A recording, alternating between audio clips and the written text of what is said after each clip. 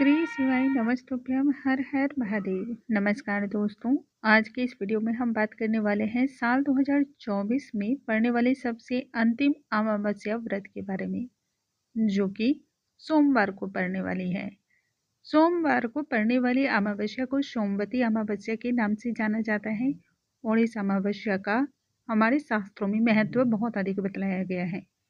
यदि अखंड सौभाग्य की आप कामना करते हैं, साथ ही हर प्रकार के सुख सौभाग्य की आपकी कामना है, जितने भी विघ्न और विनाश है उन्हें दूर रखना चाहते हैं, तब सोमवती अमावस्या का यह व्रत और पूजन प्रत्येक महिला को अवश्य ही करना चाहिए।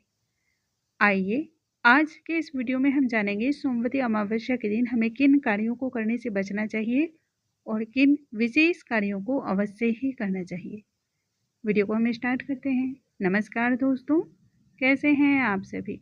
उम्मीद करती हूँ आप सभी स्वस्थ होंगे, सुरक्षित होंगे और आप सभी को उत्तम भविष्य की कामना करते हुए आज का ये वीडियो स्टार्ट करती हूँ।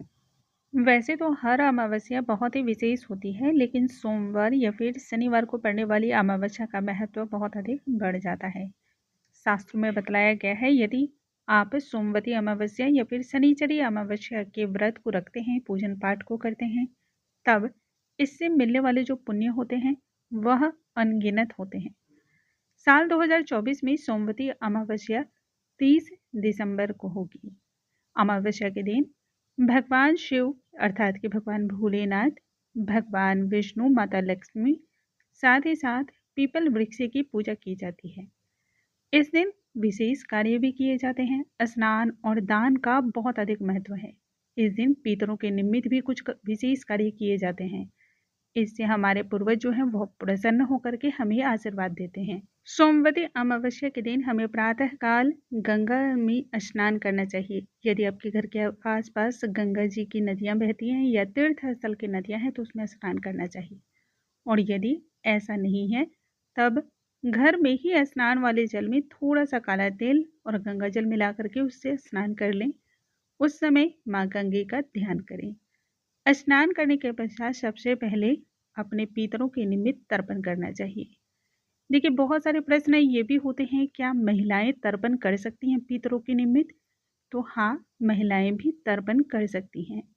यदि आपको पता होगा तो इस बात को आप ध्यान करके देखिए। जब रामायण काल का युग था उस समय माँ सीता ने अपने पितरों के निमित्त तर्पण किया था। तो जब माँ सीता ने किया उसी समय यह संदेश हम लोगों को दे दिया गया था कि महिलाएं भी तर्पण कर सकती हैं। और यदि घर के पुरुष हैं तो बहुत अच्छा, आप सारी चीज़ों को इकट्ठा करके रख दें और घर के पुरुष तर्पण कर दें।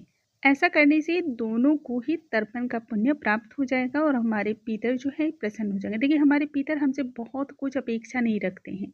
वह सिर्फ और सिर्फ देखते हैं कि हमारी जो संतान है वह हमें ध्यान रखती है या नहीं, या हमें समय समय पर याद करती है या नहीं। इससे ज़्यादा उन्हें कुछ नहीं चाहिए।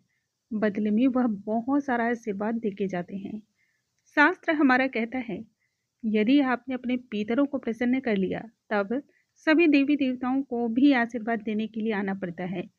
फिर आपकी कुंडली में कितने ही बड़े बड़े ग्रह दोष क्यों ना हो, लेकिन वह सभी भी शुभ प्रभाव को देने लगते हैं। इसलिए तर्पण करना चाहिए। तर्पण करने के पश्चात आपको भगवान सूर्य नारायण को जल अर्पण करना चाहिए। फिर प्रतिदिन की पूजा पाठ को करना चाहिए। इस दिन दीप दान अवश्य करना चाहिए, जैसे कि पवित्र नदियों में दीप दान करना चाहिए, शिवालय में दीप दान करना चाहिए, तुलसी मैया में दीप दान करना चाहिए तथा अपने घर के मुख्य द्वार पर भी दीप दान करना चाहिए। पितरों के निमित्त दीप दान करना चाहिए घर के दक्षिण दिशा की ओर। तो यह दीप दान अवश्य ही करनी चाहिए। तिल के द्वारा दीप दान करना और भी ज़्यादा उत्तम माना जाता है। सोमवती अमावस्या का व्रत करने वाली जितनी भी महिलाएं हैं उन्हें ध्यान रखना चाहिए, इस दिन रुई के गद्दे पर सोना नहीं चाहिए, न ही रुई की बाती का प्रयोग करना चाहिए। वैसे भी रुई की बाती का प्रयोग इस दिन वर्जित बतलाया गया है। तो जो आप दीपक प्रज्वलित करेंगे वह लाल रंग के धागे का या फिर जो सफ़ेद सूती धागा होता है उसके द्वारा ही दीप को प्रज्वलित करना चाहिए। पीपल वृक्ष की पूजा इस दिन अवश्य ही करें, क्योंकि पीपल के वृक्ष पे सभी देवी देवताओं के साथ हमारे पितरों का भी वास होता है। इसलिए पीपल की फेरी अवश्य लगाएं फेरी आप देखिए, वैसे तो पुराने समय में कहा गया है 108 फेरी लगानी चाहिए, परंतु आज के समय में ये संभव हर किसी से नहीं हो पाता है। तो जितना संभव आपसे हो पाता है उतनी फेरी लगाएं। आप चाहें तो 11, 21, 31, 51 इस प्रकार से फेरी आप लगा सकते हैं। जितनी बार फेरी लगाई जाती है उतनी बार आपको जो है पीपल के वृक्ष में कोई भी चीज़ अर्पण करनी होती है। जैसे आप भीगा हुआ काला चना ले सकते हैं, बादाम ले सकते हैं, इलायची दाना ले सकते हैं। तो ये कुछ चीज़ें हैं जो आपको हर फेरी के बाद पीपल के वृक्ष में अर्पण करनी चाहिए। साथ ही जितनी बार आप फेरी लगाएंगे उतनी ही बार अपनी मांग में सिंदूर भी भरना है।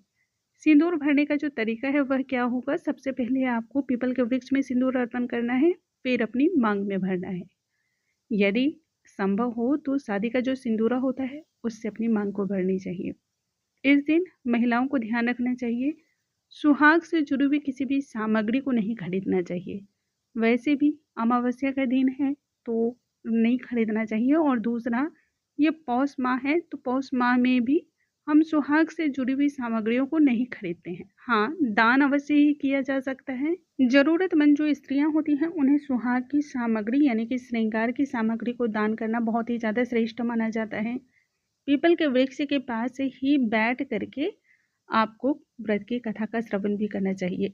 देखिए, यदि आप व्रत करते हो तब तो बहुत अच्छा, यदि व्रत ना करते हो ना, फिर भी पीपल के वृक्ष की पूजा करके और इस कथा के श्रवण मात्र से ही आपको चौगुने फल की प्राप्ति हो जाती है। तो यह अवश्य ही करना चाहिए। और जितना ज़्यादा पूजा पाठ करते हैं आप ना, आपके हृदय में उतना ज़्यादा पवित्रता आती है, निर्मलता आती है, भगवान का वास आपके हृदय में होता है। इस दिन गरीब और ज़रूरतमंदों को वस्त्र का दान, अन्न का दान, जूते चप्पल का दान करना चाहिए। जितना आपसे संभव हो पाए उतना दान तो अवश्य ही करना चाहिए। यह भी बहुत ज़्यादा श्रेष्ठ माना जाता है। वैसे ठंड का समय है तो आप गर्म ऊनी कपड़े और यदि कुछ ना हो तो एक जोड़ी मोजरी का दान तो अवश्य ही कर दें। सोमवती अमावस्या के दिन हर प्रकार के तामसिक भोजन से दूरी बनानी चाहिए, जैसे कि प्याज, लहसुन, मांस, मदिरा, मसूर की दाल, उड़द की दाल, सरसों का साग, मूली, इन चीज़ों को भी नहीं खाना चाहिए। सोमवती अमावस्या के दिन तुलसी को गलती से भी न तो स्पर्श करें और ना ही इस दिन तुलसी मैया में जल को अर्पण करना चाहिए। अमावस्या का दिन है, इस दिन ना तो अपने बालों और ना ही नाखून को भी काटा कुटी कुछ करना चाहिए। और फूल पत्ते को भी तोड़ना बहुत ही बड़ा अपराध माना गया है। सोमवती अमावस्या के दिन अपने बालों में तेल भी नहीं लगाना चाहिए, ना ही अपने शरीर में तेल लगाना चाहिए। इस दिन आपको यह भी ध्यान रखना चाहिए कि घर में गेहूं या फिर आटा नहीं लेकर आएं और ना ही इस दिन झाड़ू की खरीदारी करनी चाहिए। कुछ विशेष बातों का ध्यान रखने से आपको बहुत शुभ फल की प्राप्ति होती है। उम्मीद करती हूँ आज का ये वीडियो आपको बहुत अधिक पसंद आया होगा। यदि वीडियो पसंद आया हो तो लाइक करना बिल्कुल ना भूलें, क्योंकि आपके एक लाइक से हमारा उत्साह बढ़ता है। अगले वीडियो में नई जानकारी के साथ हम फिर से मिलते हैं, तब तक के लिए नमस्कार दोस्तों।